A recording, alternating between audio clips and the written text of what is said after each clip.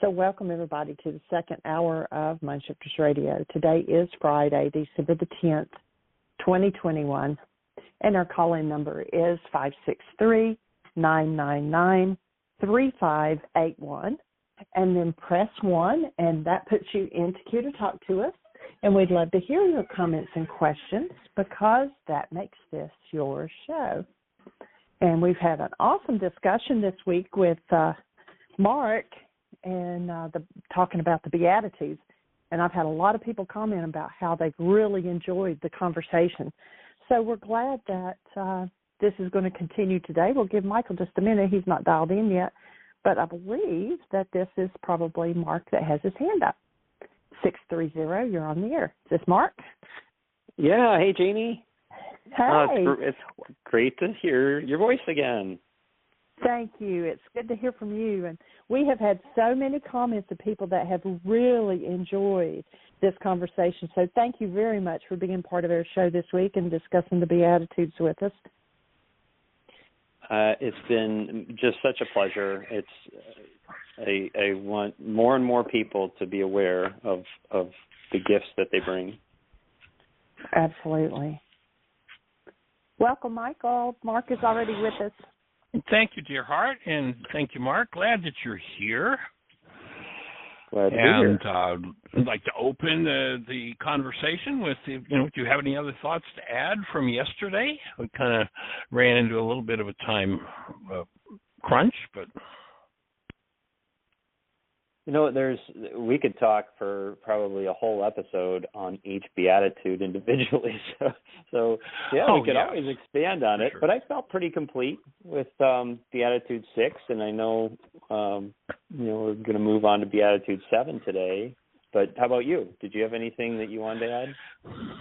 No, I think we've got a pretty complete picture of it. It gives everybody a good taste, and if they want to spend time with that poster, of course, they can order one, but they don't need to do that. You can just go to the link in the notes from the last couple of days, and it'll take you right to our website with a copy of the poster.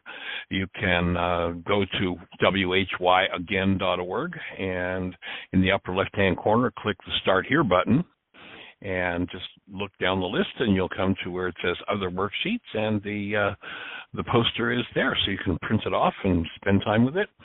If you want to take it to the next level, you might want to order the book Enlightenment, which is what we've published so far from the coherence manuscript, and that has the first century dictionary, and there's a powerful experience in going into the dictionary and sorting through all the shades of meaning and possibility. And as I said, for me personally, when I worked on this poster way back almost 40 years ago, I sat down and wrote it out longhand, and that was where the big aha came of, this is not just a nice philosophy, which is what I had always been taught, but this really is a set of instructions. This is how to have a sound human mind and live, as Yeshua said 2,000 years ago. The reason he was here was to bring life, not dogmas and doctrines and all that sort of stuff, not churchianity, but really to take people into human life. And interesting, one of the things we created out of the Aramaic was a course called Laws of Living. Unfortunately, we don't have that one yet as a standalone self-study intensive, but when you realize that word law in Aramaic is not the rule of a superior as the Greek philosophies would have you believe, but the word law in Aramaic is really just, here's the recipe for how to create something, for how something works. And so the Beatitudes are how to make life work as a human being, and in particular, the protocol for how to cause your mind to work as a human mind, which is not, sadly, what the Western world has much of a clue about. So it's pretty exciting stuff to me to realize there's such a clear formula as the Beatitudes gives, a clear set of instructions, and you understand them for really, truly living in a human mind. So the final Beatitude we're going to talk about today is the one that the Greeks say, blessed are the peacemakers, they shall be called children of God. And there's a really big piece that the Greek translation misses in this particular beatitude, and that is that in the Aramaic words there is a pointer to part of the protocol, and that is that there's a component of service here. It's kind of like I've come to understand is here's my rent for being on earth, for having a human life and being on earth, and that is that there's service to humanity required in this beatitude in order to fulfill, really bring into expression our full humanness. So in the Aramaic, yuhu, and the word in Aramaic is abde. Through service, work effectively to produce the peace and understanding under and in accord with the Creator's will. And if we do that work, if we do put energy into service in order to serve humanity, then what it says is that you will be called, you'll step into a category where you function as the offspring of the Creator, as a child of the Creator, a reflection of the Creator's energy. And this completes the protocol aspect of the Beatitudes for bringing about a true human life. How has that one struck you? So this is one of my favorites. It's one of those that really had a deep, moving meaning for me, and it's very much aligned with what you're saying. But I'm going to share a lived experience of just kind of how it showed up for me, because I was very much a rule follower. Excuse me. A rule follower as a kid. You know, if my mom and dad said something or a teacher said something, I wasn't the rebel. I was like, okay, I just want to be, accepted and, be thought of well and behave and all those things that were important in our structure. Right. And the gap for me was the relationship wasn't always there with why. The relationship wasn't always there with, you're saying that I'm, quote unquote, supposed to do it this way, but I didn't either take the time or what have you. I just wanted to comply. And so one of the things that happened when I had my psychotic break and then started to get into the healing process is this struck me incredibly when I started to get to a place where these inspired thoughts would come through to write, or an inspired thought would come through. For example, obviously you're familiar with the program that we devised based on the foundation of your tools called Optimal Being, and there was just this desire for that. And the Beatitudes, that's another way that, and I'll share how I got there, but it's another way that Beatitude 7 showed up is this thrust of insight came that, wait, this is important to me in my developing my understanding, because it really helped me, look at all the different aspects, but then to share it with others, through the Beatitudes practice, which is just what we called it. And what I love about this, if we look at peacemakers, and I'm going to go to JM just for a second, just to bring his context in, because the way he had described it is ripening in a new wholeness. And there is such a naturalness to that. Like if we think of a fruit on a tree, the unripened fruit that becomes ripened. And so as we do these early Beatitudes, this idea of peacemakers, there's a refinement that's happening in us. And we get to this place where, as it says, we'll be called the children of God. And I know one of the things that you've done a really nice job of is contrasting the Aramaic and the Greek. But on that last part of will be called the children of God, that ties together here the Greek word, which I won't be able to pronounce because I've never spoken a word in Greek, but I'll do my best. It's like huio theo is the way it looks, and it shows up 41 times in the New Testament, and it's synonymous with Christ Messiah, or one who has a unique relationship with God, or inseparable with God, one with God. And the one that I liked the best, that matched with my lived experiences, anyone sharing the same nature as God. And so that idea of being a child of God, it's like, well, blessed are those who do this work, who do all this work and go through Beatitudes 1, 2, 3, 4, 5, 6. And it's not a one-time thing. Obviously, it's an ongoing evolutionary process.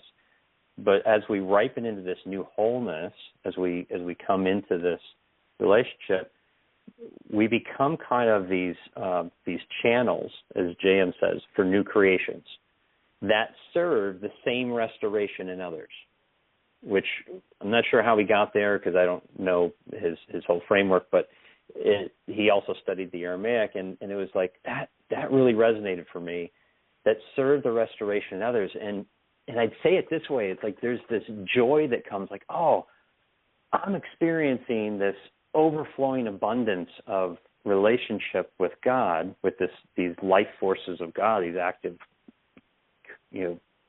amazing forces that are alive in me, right? And how do I now bring it out in the world and help others find it too? So that was the best I could articulate it right now as to like how it showed up for me, just how my experience was with it. Yeah, stepping into the thing of service. And a thought I'd like to offer, Mark, because I've heard you claim this before, and I heard you just claim it again, and I'm going to make a suggestion that perhaps it'd be the last time in your eternal life that you do claim this. And you talked about a psychotic break. I don't think you had a psychotic break at all. I think you broke with I don't think you broke within, pardon me. My offering would be you broke with insanity, the ego mind, the Mr. Magoo mind, and you started to bring in the true state of being, which is what these Beatitudes are about. And the world says, uh-oh, that's crazy.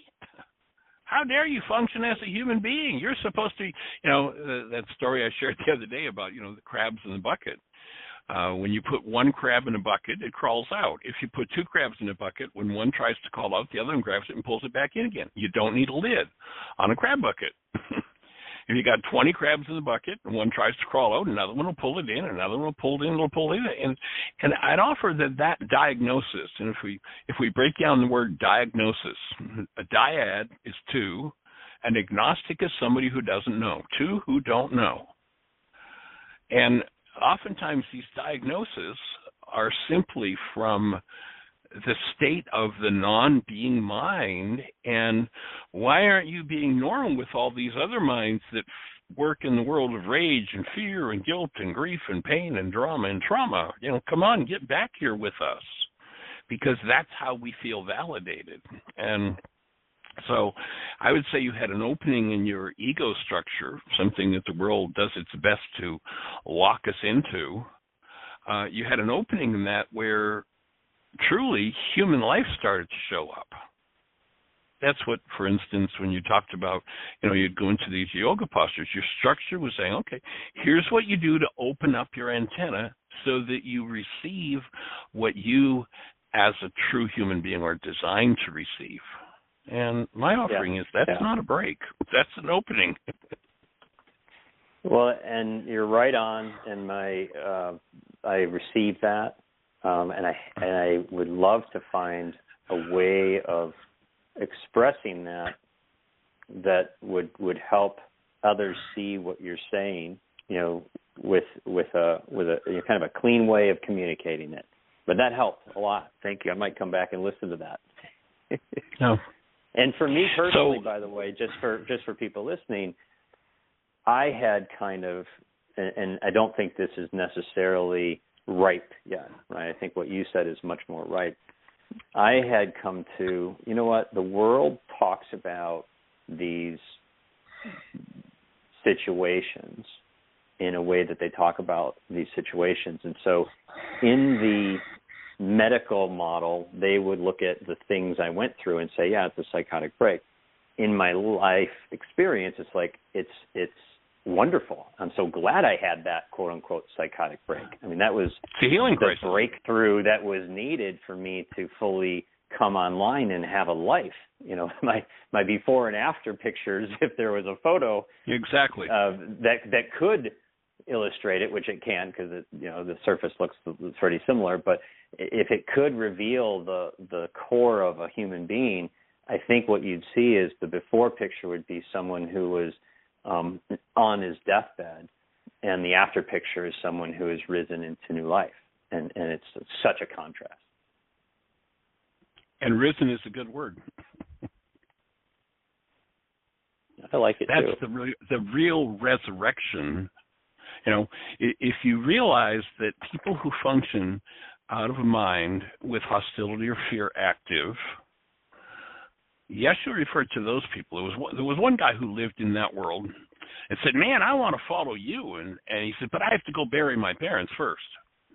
And it was in that culture, it was a man's job to stay with his parents till they died and literally bury them. And Yeshua was like, well, wait a minute. If you're going to follow me, you're going to step into life. Let the dead bury the dead. Let the blind lead the blind. That's not where you're going to go if you're going to follow me. Now, you are going to get to take up your cross. This process of healing is not a Dr. Feel-Good thing. It means we're going to go through the quote-unquote craziness of the non-being mind and have to work through it, and it is a work. I was on the phone this morning. We have a young lady in England. Actually, it was kind of interesting because she shared that, or she had written to us and said, I want to start a book study on your book. It's like, great. So my first question to her when we talked said, yeah, well, of course, we'll support you with that. My first question was, how did you get a hold of the work? How did you find out about it? She said, well, I don't really know. Somehow your book showed up, ordered from Amazon. I didn't order it, or at least I don't remember ordering it. I don't know why I got it, but I started to do these worksheets, and it is profoundly life-changing. And since I had my quote-unquote, what the world might call a health break or a psychotic break, about 5 years ago, this young woman, she looks like she's maybe 30 or so, she had a brain bleed, and as a result went blind and clinically died. And she called it a near-death experience. And, you know, if you're already dead, you can't have a near-death experience. If somebody is dead to the truth of who they are as love, as created essence being called love, then they're already dead. That's the first death. And if clinical death occurs, you know, the self that isn't the non-being self, the self based in hostility or fear, the one that Yeshua said, in order for you to live, you've got to die. That self that needs to die is a self based in hostility and fear. When clinical death occurs, because that's a product of Adam, Adamos, the red clay, when clinical death occurs, that self is collapsed. It's gone. And that's exactly what the Aramaic forgiveness process does, is it collapses that non-being self each time one engages in forgiveness. And when that non-being self is in a non-active state, one gets a chance to experience who they are. And this woman spoke about how after she had this brain bleed and she, quote-unquote, died clinically, all of a sudden she's like, I started to see things, I started to understand things that didn't make any sense. And as a result of that, she changed her career and started to work with supporting people in having a near-life experience. And somehow or other, she said, you know, the book just showed up from Amazon without her ordering it. At least she didn't remember ordering it. And she started reading and started doing worksheets, and she's just moving her life forward. And she said, I'm going to bring this into my book study club. And she'd started the club after she had this near-life experience where she clinically died, after she had this brain bleed, this stroke that led to a brain bleed. She had a break with the non-being self. And everybody that has this near-life experience comes back, and they've had a chance to experience themselves as who they are without reference to the carbon-based memory, fictitious self. And some people I've run into kind of have some, sort of partial memory of that, but they never did anything with it.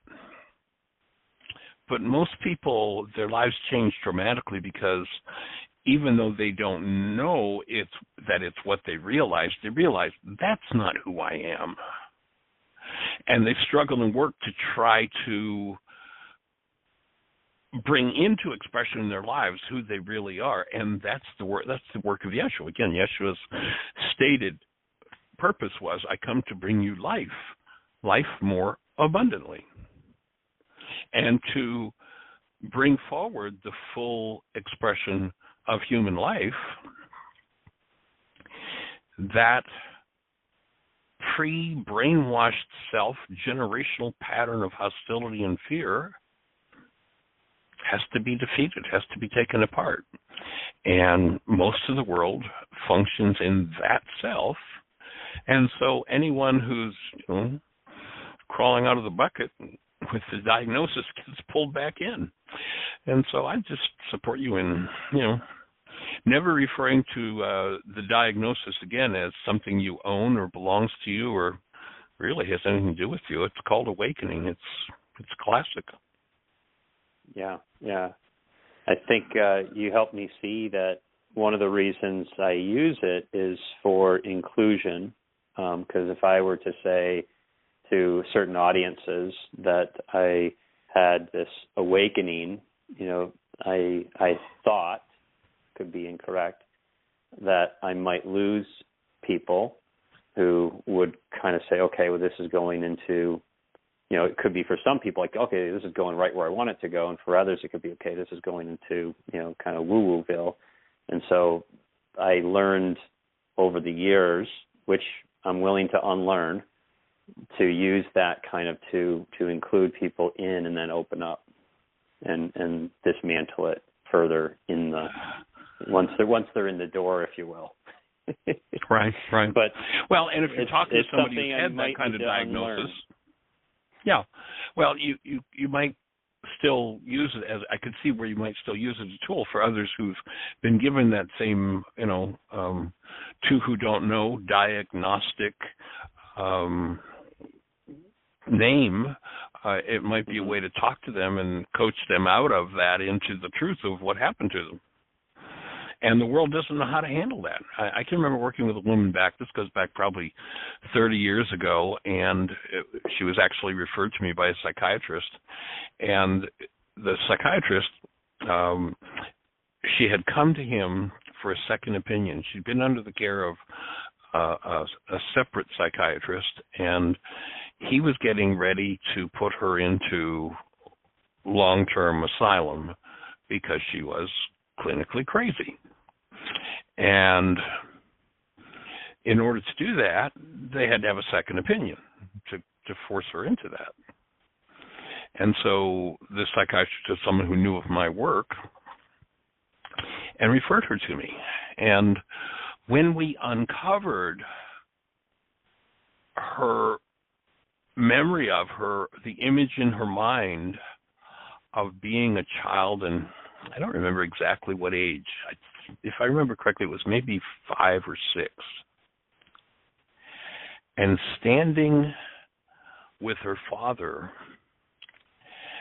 in the front of an asylum, where her father was pointing out to her mother in a window way off in the distance, who had just been put into an asylum that she never came out of. When she uncovered that memory and the pain of the loss of her mother being taken from her that way. She went from, the reason she was going to be incarcerated just like her mother was because she'd become non-functional in her relationship with her husband and her family. She had no relationship left with her kids. Her husband had left. They were, divorcing, and, she was, quote unquote, crazy. When we went back through still point breathing to that moment where she had this just deep, horrific pain of losing her mother, and remembering just seeing, the little picture of her up in that window up there where Dad said, well, Mom's gone now. Within about 3 weeks, the other thing was that she had lost her job and couldn't hold a job down. Within about 3 weeks, she was back to work. She was back in full-blown happy relationship with her husband. And back in relationship with the kids who were so estranged that, like, we need to put Mom away. When we uncover the things that lock us into this non-being space of hostility and fear and are able to embrace them and process through them, then the thought disorders that take us out of the world's way of doing things oftentimes are the vehicle into living as the truth of who we are. Yeah.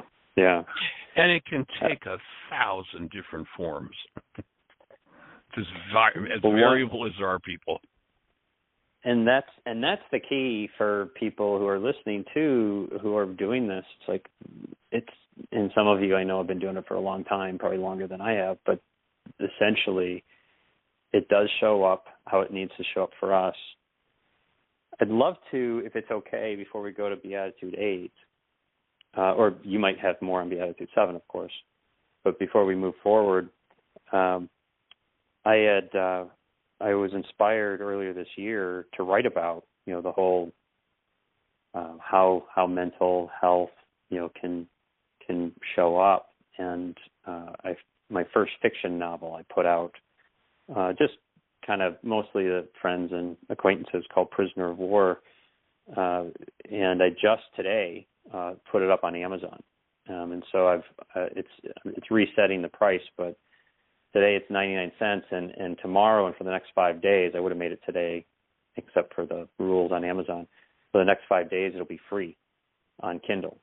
So if anyone is interested and would like to read it, it's a really interesting story that takes place in the future, in the year 2032, but it revolves around kind of mass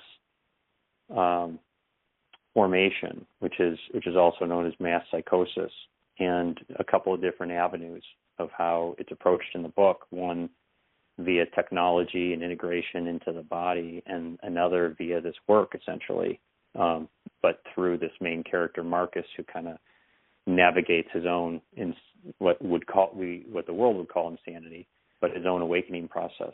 And it's really quite fun. It was amazing to put this out. So just for anyone who's interested, and is live on here, if you go there tomorrow to Amazon, and it's by a pseudonym author, John Aconda.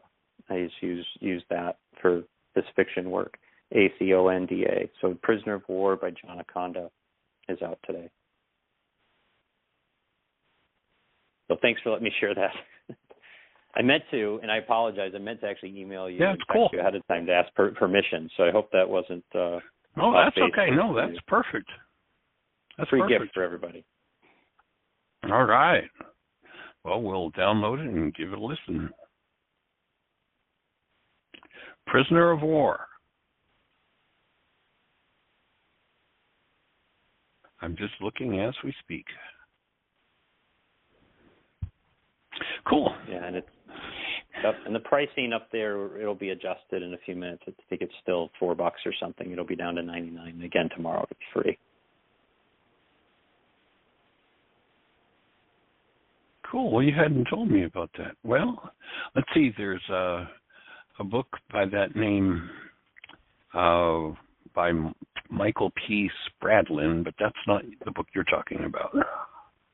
No, you probably, because it just went out, you probably have to type in the author, John Akonda, to locate it.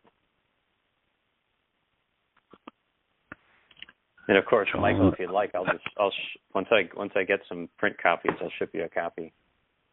Cool. I found that the subtitle of it's there "What it if is. it were possible to heal from a mental illness?" Yep, and it's still kind of loading. The image isn't there on the Kindle one, but if you click on the paperback, it'll show you the cover of the book and description. Cool. Yeah, it's fun to get that out there. And nice. As we get to the Beatitudes, I'll share some of the things I learned, from the Beatitudes in putting this together. As we go further on, right, and 8, 9. Yeah. Cool.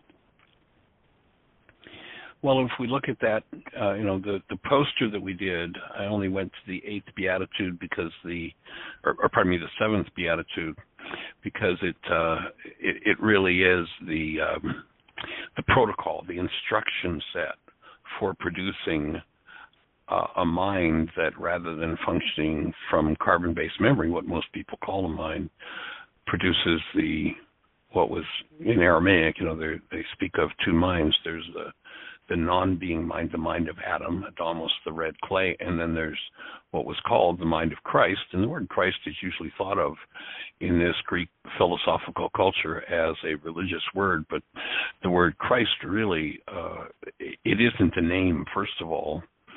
It's the title of an office.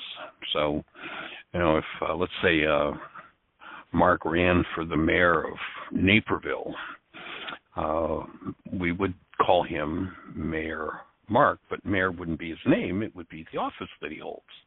Well, Christ is the name of an office in Aramaic, and actually the word more literally would mean the buttered one. They anointed people who'd awakened to the truth of who they were with oils, butter. And so that word Christ represents living as a human being. Paul talks about the mind of Christ in you. That isn't Yeshua. There was no man, Yeshua Christ, Jesus Christ. There was Yeshua, who lived in the mind of Christ in him, encouraging others. It's interesting, the church tried to create this exclusivity. He's the only begotten Son, the Greeks tell us. Well, if you go to that passage in Aramaic, it doesn't say what the Greek translated as the only begotten. It says the first begotten. Now, somebody woke up to there and said, hey, guys, here's how you do it. The things I do, you can do. And when you do, it'll be greater because you'll be living out of literally your birthright, and that is the mind of love in you, the mind of Christ. And so this 8th Beatitude really is saying that, people are going to look at you a little strange. So Greeks translate that as you're going to be persecuted for righteousness' sake. If you're living truly as a human being, the crabs are going to try to pull you back in the bucket. And so when it speaks of the kingdom of heaven, so if you're living out of the community of love, the world based in hostility or fear isn't probably going to like you very much. And so this idea of being persecuted for it, and I think, if back at day one, when you had this opening for that mind to start to operate in you, which the world really didn't recognize, if you had support from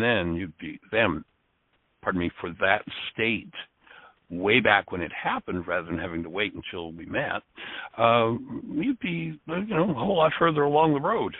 So, wish we'd connected earlier, but, obviously it was the right timing. Yes. So, can I add to that? Please, absolutely. One of the interesting things about Beatitude 8 and 9, so 8 and 9 kind of deal with this idea of, the persecuted, and then 9 goes into the, a little bit of additional thing. And the way that I've come to understand it so far in my practice is that there's this, after 7, right? So 7, and I'll back up a little bit because you had mentioned the Christ piece.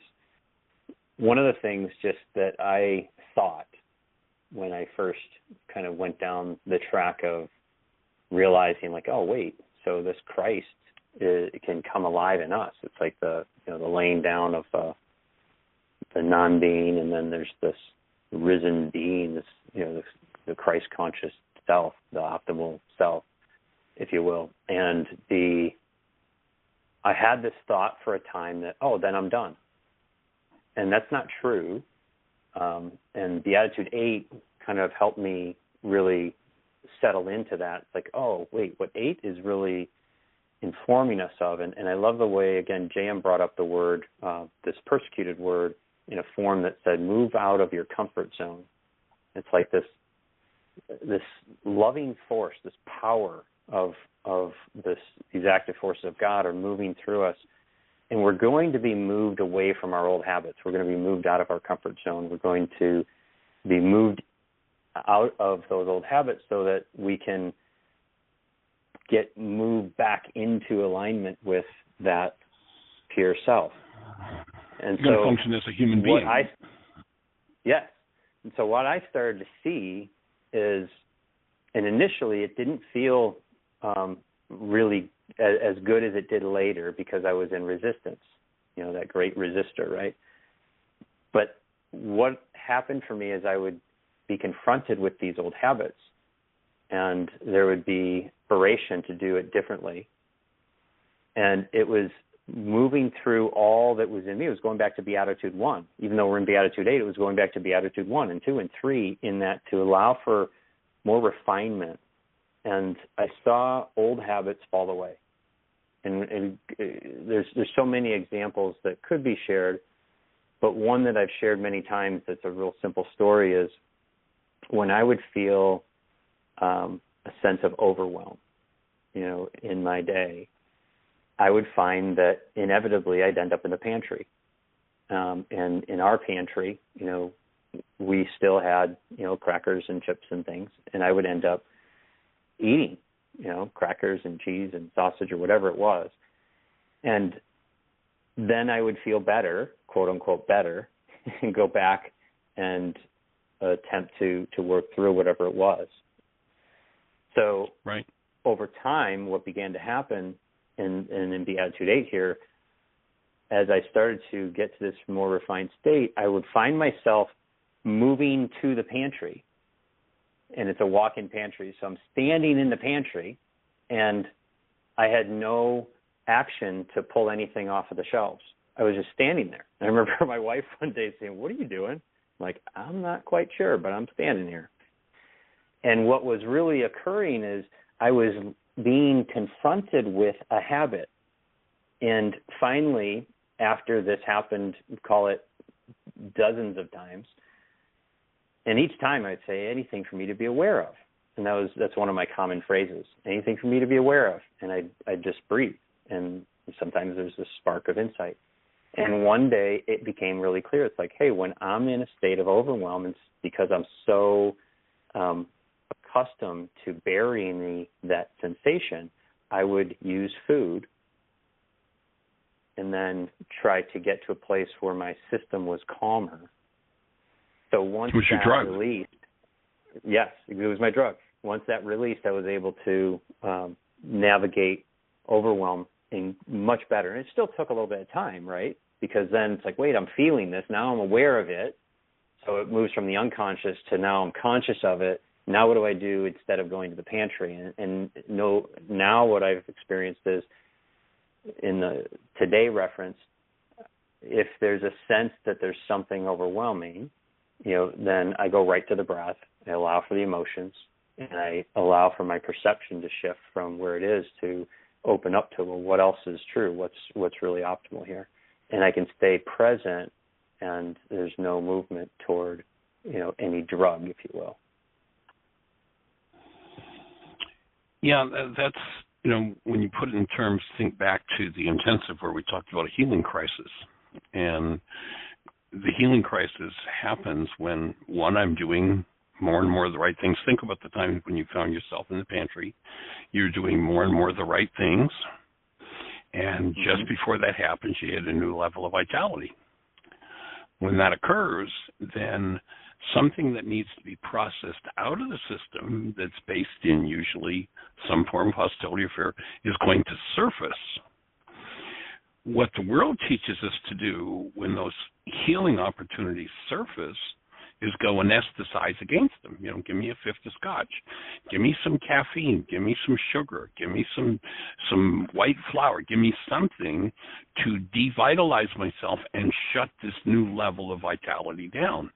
I was talking to a physician the other day who had just been through what he was, and this guy's a pretty well-known healer in Florida, and we do a lot of processing, and he's been doing this work for about 25 years now, but he was telling me about how he'd just gone through these horrible symptoms and his sinuses and all this stuff was going on. And man, he was in this big disease process. It's like, wait a minute, John, take a breath. Hold on here. What I hear you describing is you've been doing more and more of the right things. Is that true? Well, yeah. Oh, yeah. Oh, yeah. And sorry. You took a new, he's actually a supplement manufacturer, and you'd created this new supplement, and the way his mind interpreted it was when he took this new supplement, all of a sudden he said, well, that bottle that I had must have been old and had a bunch of bacteria in it, because as soon as I put it into my sinuses, my sinus just went crazy, and man, I've been sick for 3 days. It's like, wait a minute. No, you haven't been sick at all. And no, you didn't take on a bunch of bacteria. You've been doing more and more of the right things, right, John? Oh, yeah, definitely. You hit a new level of vitality. Man, the day before he said, I was flying high. I felt so good. It was just, okay, so now that you've hit a new level of vitality, your system's able to dig into the next layer of what you need to process through, and you went into a physiological detox with your sinuses, which, remember, that's been one of the places where your symptoms have showed up all the way back from when you were a little kid. Oh, yeah, I never thought of that. So you didn't take in bacteria. You hit a new level of vitality, and here you are with what you need to process through. And the culture teaches us to drug ourselves when that happens, and that's a signal that says, oh, I need to keep doing more of the right things rather than head to the pantry. And allow my healing process to occur. That is so good. So good. And the shift happens when, instead of someone saying, and he gave a great example of resistance, like, oh, I don't want this, like this is worse, right? But someone who's more conscious in Beatitude 8 is going to say, oh, wait, something's different, and what did I do different? And so there's like almost the maturing of that is to embrace it. Like, okay, it doesn't. And I'll use an example of a friend of mine who bought some nanosoma. I met him. He's down in Texas, and he and his wife started using it. And nanosoma is this wonderful product that you're familiar with. You might have talked about it on the program. But essentially, he started to feel tenderness in his head. And he's like, well, that's interesting. Now, he's aware of the healing process. He's a chiropractor. And it healed up after, a couple of days or whatever, and then another soft, tender spot. And he started to connect. He's like, wait a minute. And he had 6 concussions in his life. And as he kept taking the nanosoma, it went from one spot to another spot, and one of them was actually, he was hit in the eye as a 6-year-old, and his eye finally felt really tender. And then that healed up. And then after the physical stuff healed up, he started to open up to more of the emotional traps that had been there, and that started to open up. So he called. He's like, Mark, I just want to tell you like how great this is, because he's like, I didn't know this was there, but he had the eyes to see that he was actually moving forward, even though something that temporarily showed up as something uncomfortable was appearing in his head. Exactly. And that's the idea. Allow yourself to be moved out of your comfort zone. Allow yourself to be. It's like that's part of the process of becoming. Continue to do the behavior, the quote-unquote right things to keep you moving in that direction.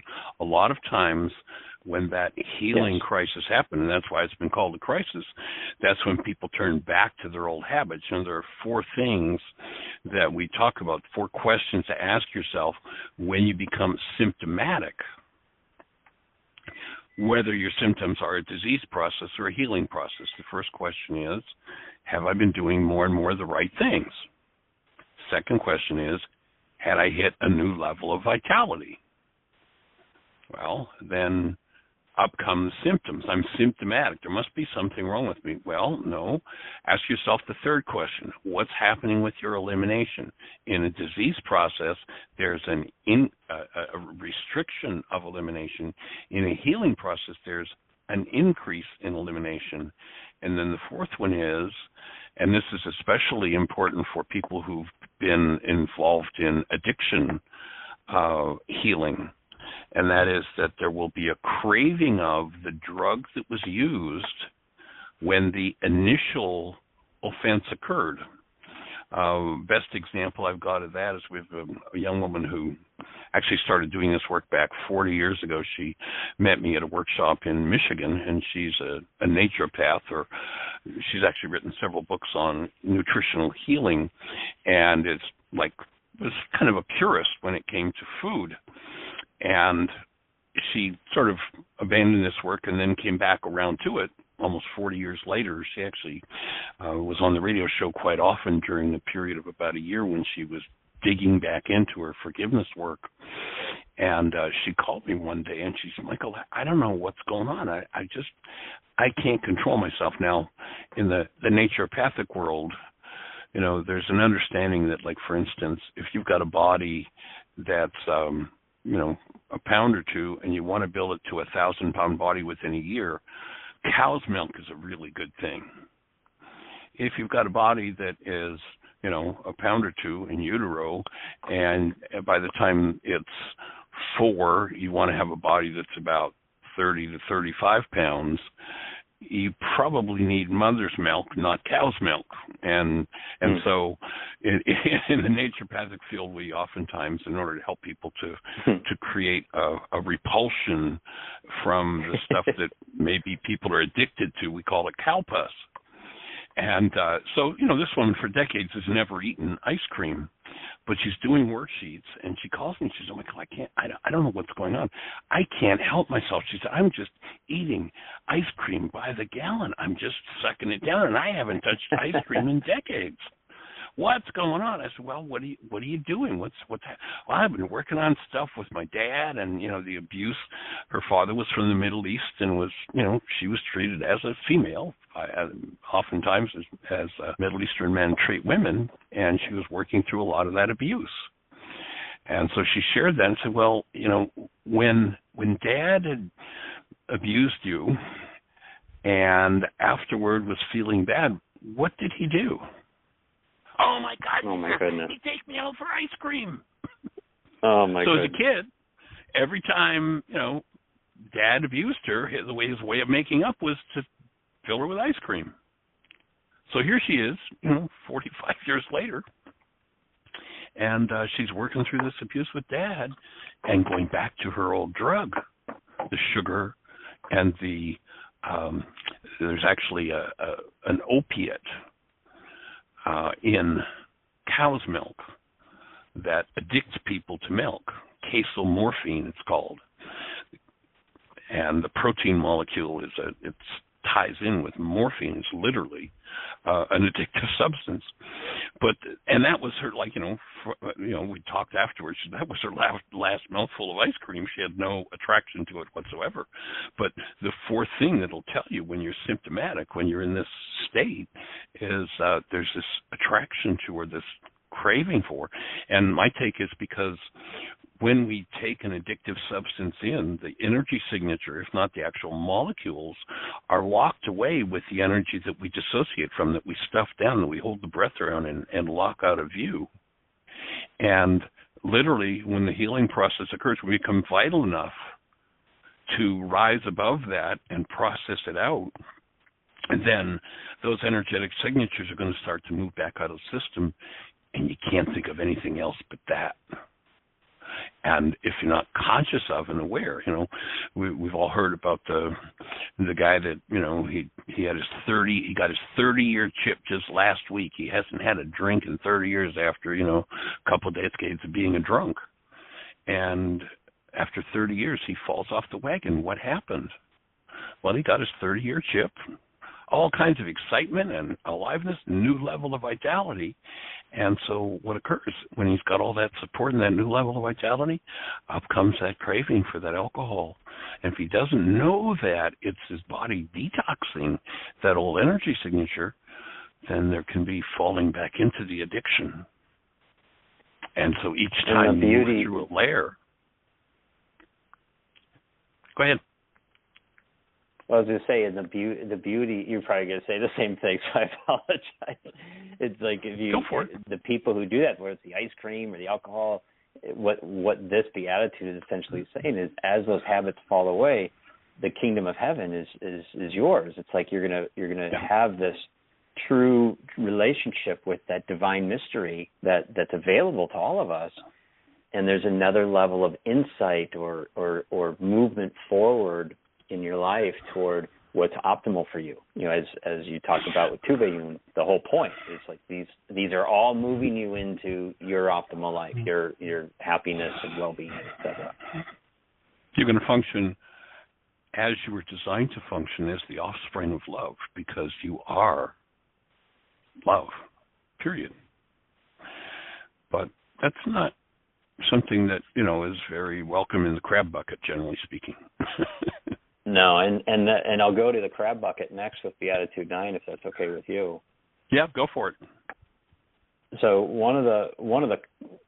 my doesn't mean it's right? I'm not claiming to be the master expert on this, but my understanding that helped me navigate these Beatitudes was to see, for me, that Beatitude 8 had a lot to do with my inner, and Beatitude 9 had to do with how people respond to my inner change and some of the things I put out there. So that blessed are ye when men shall revile you and persecute you, and shall say all manner of evil against you falsely for my sake, is how it reads in the King James kind of stuff.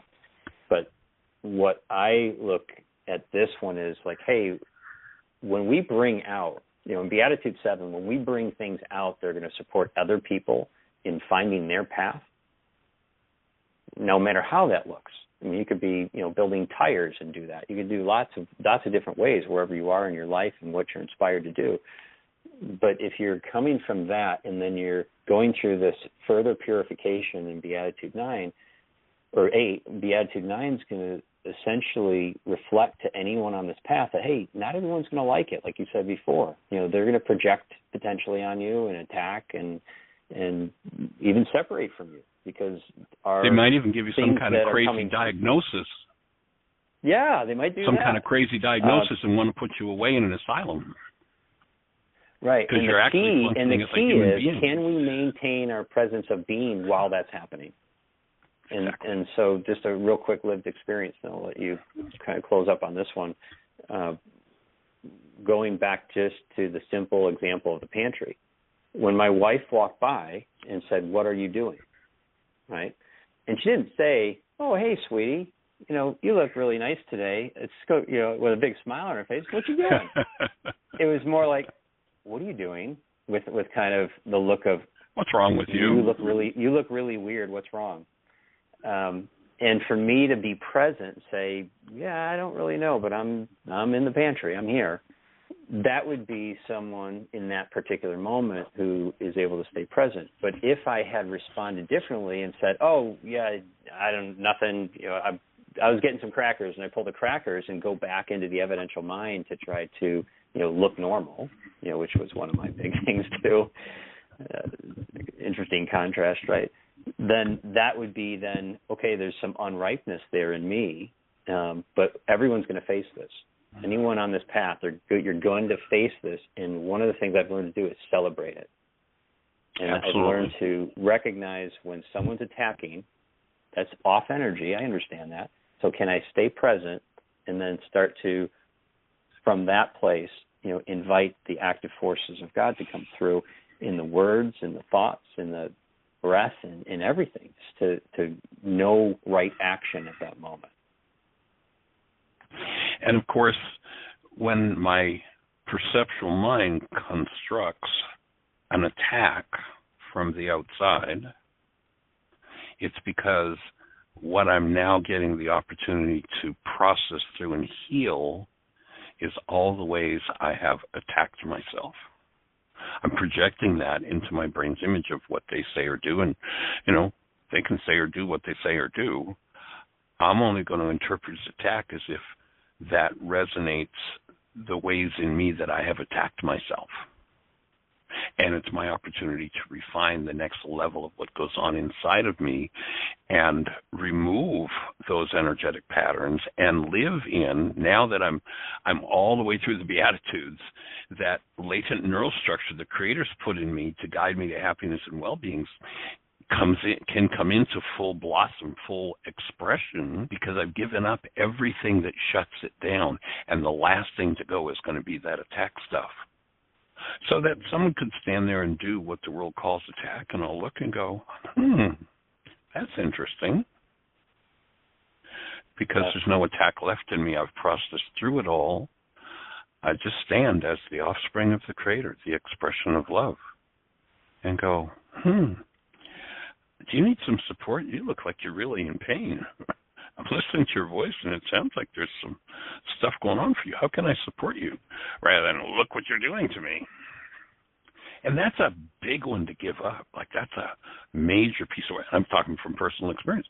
That's a major piece of work to do. It is. It is. It's one of the hardest ones for me was and I'm not through, again, I'm a work in progress. I use these every day. We all are, Mark. And so one of the things that Beatitude 10, really highlights is you're going to keep doing this. It's like, rejoice and be exceedingly glad, for great is your reward in heaven. For so persecuted they the prophets which were before you, which is in some of the studying I've done, it's like, okay, we're in good company. So anyone who's ever gone through this path of awakening has done these things. They may not have had them written down the way we have them written down, but this is the process of healing. And Jesus gave it to us. Yeshua gave it to us. It's like this, one of the greatest gifts given to humanity is right here in these little practices, which we can find in all of the tools you teach. You can find the Beatitudes in them. I mean, these things are really, really beautiful. And what it's saying is, continue doing this until the last vestiges of fear have been healed. Until you're, like you said in the previous thing, until you can be fully human, always. But if something happens to throw off that game, if you will, you got some tools, right, to pull into practice and move back into that human state, the being state. And the greatest addiction of these, we could put it into that, kind of scriptural language. What is the greatest addiction of all? When Yeshua talks about the first and the second and the greatest commandment, what's the greatest addiction? What's the last one that everybody gives up if they're going to actually do the work and give it up? It's hostility. In fact, it's such a common addiction that we call hostility an emotion. Hostility is not an emotion. Hostility is an anesthetic. It's no different than alcohol. It's a drug. It's a way, when pain is resonated in us, to anesthetize against feeling that pain. And if I anesthetize against feeling it, I can't work through it. I can't heal it. And so each time that hostility is aroused, to stop focusing on, the pointer to the outer world, look, it's you that's making me so mad, and stop going, here I am. Where is this tightness that locks me into this hostility and has me believe this whole perceptual construct about myself that's false? And to give up that anesthetic, that drug, is what empowers us to go to the last piece of work that needs to be done and reclaim the truth of who we are as human beings. Well said. Breathing with you and with our whole audience, and we're down to the last minute. So, Mark, I'm going to just say thank you for participating in this discussion the last few days, and it's a delight to get to interplay with you and capture your experience and bring it into this whole Beatitude practice. And it's, everybody such a pleasure. Thank you. Yeah, delighted. Thank you. And everybody have the best year yet of your eternal life. It's an awesome gift to give the world. The world needs it. You can give it. We're here to support you in it.